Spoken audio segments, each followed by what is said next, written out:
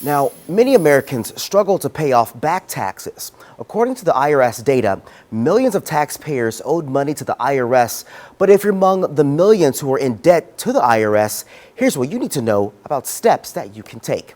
CPA Kimberly Washington joins us now. Kim, always good to see you. And what is the first step to take if you owe but you're not in a position to pay? Right. So the first thing you want to do is make sure you get an understanding exactly why do you owe. It could be, of course, for a couple of different reasons. You may have a balance from a prior tax return, or it could be some other reasons as well. If you do have a prior balance from a prior tax return, you may want to review that tax return and see if there's still time to amend it. I would have a tax professional just to give it another look to see if you can reduce that tax liability, but you want to determine why did you owe for those prior years and start taking the necessary steps. Now, Kim, when it comes to penalties, we know that this can increase the amount owed.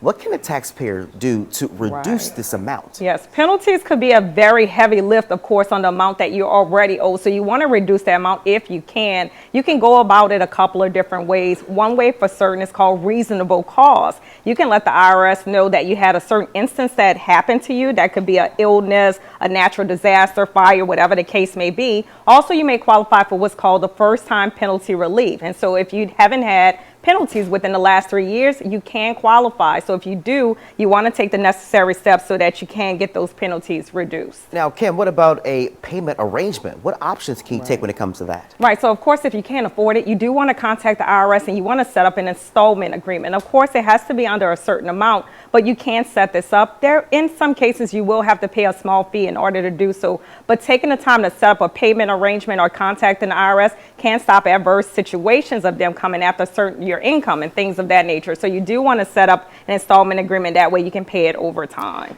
Now, Kim, we know we often see these advertisements to pay pennies on the dollar. Is this really an option? It could be an option, but it really depends on your certain tax situation. So often it's called, of course, the offering compromise, and it's often advertised, but everybody, of course, does not qualify. You will qualify, of course, if you have a little amount of income and also assets. So you do have to go to the irs.gov. They have a great tool on their website. It's called the offering compromise calculator to see whether or not you qualify. And that way, before you pay anyone, you can find out yourself whether or not you'll qualify for that program. Giving us everything we need to know to save on our bottom dollar. Kimberly Washington, as always, dropping gems. Really appreciate it. Have a wonderful day. Thank you so much. I appreciate it. Yes, ma'am.